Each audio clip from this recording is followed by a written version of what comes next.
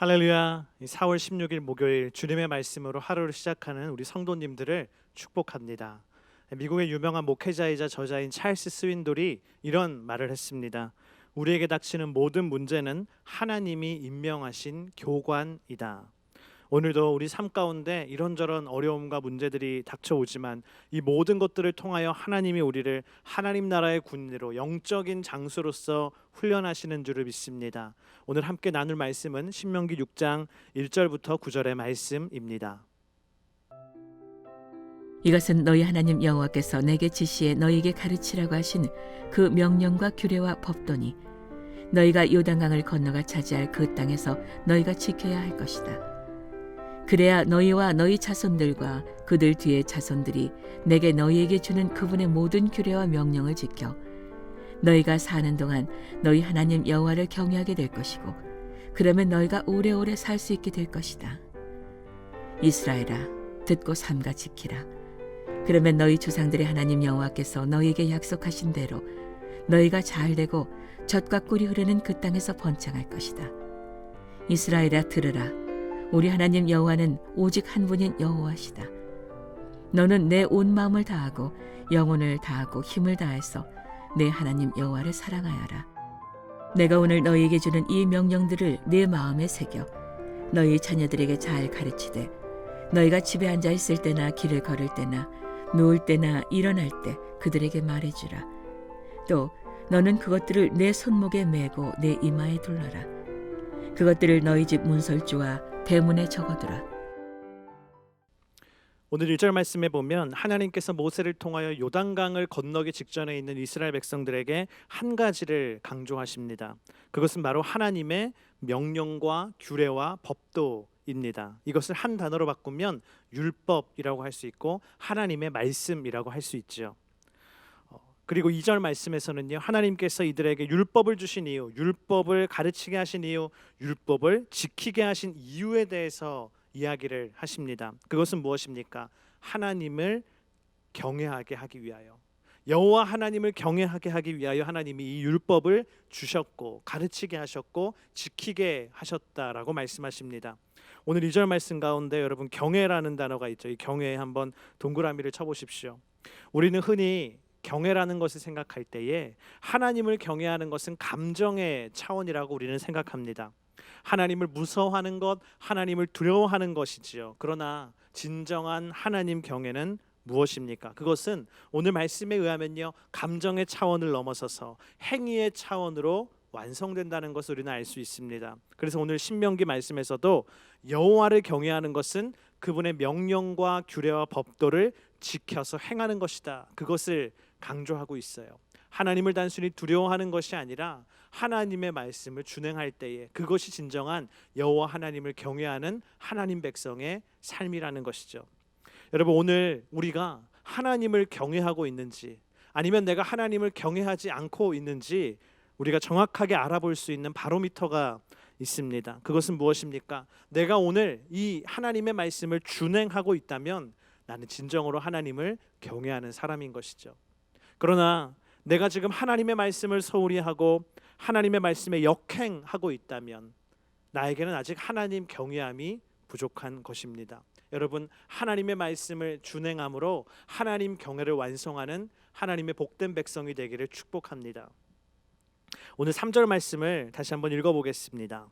이스라엘아, 듣고 삼가 지키라. 그러면 너희 조상들의 하나님 여호와께서 너희에게 약속하신 대로 너희가 잘되고 젖과 꿀이 흐르는 그 땅에서 번창할 것이다. 오늘 이 3절 말씀을 읽을 때에 우리의 관심을 주목하게 하는 한 가지 말이 있죠. 무엇입니까? 젖과 꿀이 흐르는 땅. 여러분, 이것은 가나안 땅이 유목하기가 너무 좋고 풍요로운 땅임을 의미하는 표현입니다.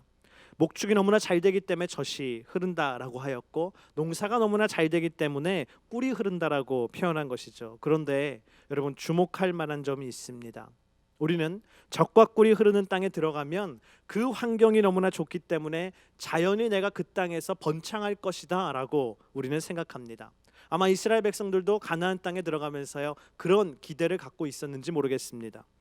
그것은 마치 오늘날 우리의 삶에 적용하면 이러한 것이죠. 내가 좋은 회사에 들어가면 성공할 것을 기대하는 것이죠. 내가 좋은 계약, 비즈니스를 따게 되면 성공할 것을 기대하는 것이죠. 내가 좋은 나라로 이민을 가게 되면 그 땅에서 내가 번성할 것이다라고 생각하는 것이지요. 그러나 오늘 주님은 우리에게 말씀하십니다. 좋은 땅이, 좋은 회사가, 좋은 계약이, 좋은 나라가 나를 복되고 번창하게 만드는 것이 아니라 오늘 말씀에 의하면요, 하나님의 말씀대로 내가 잘 준행할 때에 그것이 나를 그 땅에서 번성하게 할 것이다라고 주님은 말씀하고 계십니다. 여러분, 여호와를 경외하는 삶을 통해서 하나님이 주시는 번성을 경험하는 부흥의 사람들이 되시기를 축복합니다. 오늘 4절 말씀 이렇게 기록되어 있습니다. 이스라엘아 들으라, 우리 하나님 여호와는 오직 한 분인 여호와이시다. 우리가 너무나 잘 아는 말씀이죠. 이스라엘아 들으라, 쉐마 이스라엘이라고 표현합니다. 우리가 쉐마라고 하는 너무나 유명한 말씀인데, 이 말씀은 신명기 전체의 주제이자 모든 율법의 압축판이다, 정수이다라고 말할 수 있는 부분입니다. 너무나 중요한 말씀이죠. 마치 이 말씀은요, 컴퓨터 프로그램으로 치면 PC의 윈도우 같은 것이죠. 맥의 OS, iOS 같은 것이죠. 여러분, 이 쉐마의 말씀이 우리에게 첫 번째로 이야기하고 있는 것이 무엇입니까? 이 중요한 말씀이 우리에게 첫 번째로 선포하고 있는 것은 무엇입니까? 오늘 말씀에 기록된 것이죠. 우리 하나님 여호와는 오직 한 분인 여호와이시다. 아멘. 야훼가 유일한 신임을 이 말씀은 선포하고 있습니다. 우리에게 제일 먼저 가르쳐주고 있습니다. 이 말씀이 처음 선포되었던 구약 시대, 고대 근동의 사회는요, 다신론이 지배하는 시대였어요. 하늘의 신 바알이 있는가 하면 풍요의 여신 아세라가 있는 것이고, 모압 족속에 가면 그모스 신이 있고, 암몬 족속에 가면 밀곰 신이 있는 여러 신들을 인정하는 다신론의 세계관이었습니다. 이러한 다양한 신을 전제한 세상 속에서 하나님은 무엇을 말씀하십니까? 그 다신의 전제를 부인하시고 유일하신 하나님 야훼 하나님을 믿는다는 것, 그것이 유일한 진리이다라는 것을 이야기하세요. 혁신적인 세계관의 변혁인 것이죠. 여러분, 세상의 보편적인 지식을 뛰어넘는 특별한 믿음을 하나님은, 구별된 믿음을 하나님은 요구하신 것입니다. 여러분, 하나님께서 그것을 통해서 우리에게 말씀하시는 메시지는 무엇입니까? 세상 사람들과 동일한 생각으로 사는 것이 아니라 분명하고 명확한 신앙의 토대 위에 살라고 이야기하셨어요. 여러분, 유일신 창조주 야훼 하나님을 믿는 것, 그것이 우리 삶의 진정한 시작인 줄을 믿습니다. 우리 정체성의 진정한 시작인 줄을 믿습니다. 그러므로 여러분, 모든 문제들 가운데 이 하나님의 명제, 유일하신 야훼 하나님이 나의 하나님이다라는 이 유일한 진리의 명제 위에서 모든 문제가 시작되기를, 다시 생각되기를 주님의 이름으로 축복합니다. 그리고 그곳에 참된 길이 있는 줄을 믿습니다. 오늘 5절부터 9절에 있는 말씀을 함께 볼 텐데요. 먼저 5절의 말씀 읽겠습니다. 너는 내 온 마음을 다하고 영혼을 다하고 힘을 다해서 내 하나님 여호와를 사랑하여라. 올해 2020년 우리 뉴저지 온누리교회 표어가 무엇입니까? 온 마음 다해 하나님만 사랑하라. 할렐루야. 바로 이 말씀을 담고 있는 표어인 것이죠. 마음을 다해서 하나님을 사랑하는 것, 그것은 여러분 감정적인 영역에 그치는 것이 아닙니다. 그것은 영혼을 다해서 하나님을 사랑하는 것으로 이어져야 되죠. 그것은 무엇입니까? 존재적인 영역을 의미합니다. 또 거기서 끝나는 것이 아닙니다. 오늘 말씀에 보면 힘을 다해서 여호와 하나님을 사랑하라고 말씀하셨어요. 의지적인 영역, 행위적인 영역을 이야기하는 것입니다. 한마디로 주님이 원하시는 하나님 사랑은 무엇입니까? 내 마음과 영혼과 힘을 다한 전인격적인 하나님 사랑을 주님은 원하고 계십니다. 저는 이 말씀을 묵상하면서 한번 상상해봤어요. 정말 내가 마음을 다하여서, 영혼을 다하여서, 힘을 다해서 하나님을 사랑한다면 어떠할까? 그런 사람은요, 모든 행동의 동기가 하나님 사랑일 것입니다. 자녀를 양육해도 내가 하나님을 사랑하기 때문에 이 자녀를 양육한다. 회사에서 일을 해도 하나님을 사랑하기 때문에 내가 이 일을 한다. 교회에서 봉사하고 직분을 감당해도 내가 하나님을 사랑하기 때문에 이것을 한다. 집에서 음식을 하고 설거지를 해도 내가 하나님을 사랑하기 때문에 전인격적인 하나님 사랑의 표현으로 이것을 한다. 그 사람의 삶의 고백인 것이죠. 여러분, 이 삶의 고백이 오늘날 저와 여러분의 고백이 되기를 주님의 이름으로 축복합니다. 오늘 무엇을 하든지 어떠한 곳에 있든지 하나님을 사랑함으로 하는 것이 되기를 축복합니다. 하나님께서는요, 하나님 사랑의 구체적인 방법을 우리에게 알려주시는데요, 첫 번째로 6절의 말씀입니다. 내가 오늘 너희에게 주는 이 명령들을 내 마음에 새기라라고 말씀하십니다. 여러분, 이 말씀을 묵상하면서 우리가 십계명을 한번 생각해 보면 좋겠어요. 십계명은 돌판 위에 새겨 있는 하나님의 말씀이죠. 그러나 주님은 뭐라고 하십니까? 돌판에만 새겨 있는 것이 아니라 이제는 우리의 마음에 하나님의 말씀들을 새겨라는 것이에요. 늘 우리의 관심사가 하나님의 명령이 되어야 한다라는 것입니다. 또 7절 말씀입니다. 너희 자녀들에게 잘 가르치되 너희가 집에 앉아 있을 때나 길을 걸을 때나 누울 때나 일어날 때 그들에게 말해줘라. 하나님의 말씀을요, 돌에만 새기는 것이 아니라, 마음에만 새기는 것이 아니라 누구에게도 새깁니까? 자녀들에게도 새기라는 것이죠.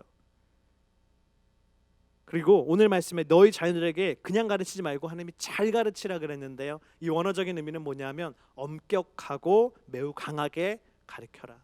그 자녀들에게 각인이 되도록 가르쳐라라고 하나님이 알려주십니다. 요즘에 홈스쿨링으로 너무나 수고하는, 고생하시는 부모님들이 많은데요, 여러분, 자녀들에게 하나님의 말씀을 반복적으로 준엄하게 잘 가르치는 은혜가 있기를 축복합니다. 오늘 마지막으로 8절 9절 말씀입니다. 또 너는 그것들을 내 손목에 메고 내 이마에 둘러라. 그것들을 너희 집 문설주와 대문에 적어두라. 이것은요, 하나님의 말씀을 내 주변에 새기라는 것이죠. 여러분이 가는 곳마다 하나님의 말씀이 새겨지기를 축복합니다. 여러분이 일하시는 일터마다, 여러분의 가정마다 하나님의 말씀을 그들에게 새기는, 그 자리에 새기고 그 공동체와 그 사람들에게 새기는 하나님의 사람들 되기를 축복합니다. 기도하겠습니다. 하나님, 세상적인 조건이 아닌 하나님의 말씀을 준행함으로 형통함을 누리게 하여 주시옵소서. 오늘 주님의 말씀처럼 우리가 전인격적으로 하나님을 사랑하되 모든 삶의 이유가 주님을 사랑하는 것이 되게 하시오며, 하나님의 그 말씀을 우리 마음에 새길 수 있게 하시고 우리 자녀들에게 새길 수 있게 하시고 우리가 가는 곳마다 새길 수 있는 축복을 허락하여 주시옵소서. 코로나19의 어려운 위기 가운데도 우리 성도님들 한 분 한 분을 눈동자처럼 지켜 보호하여 주시옵소서. 살아계신 예수님 이름으로 기도드립니다. 아멘.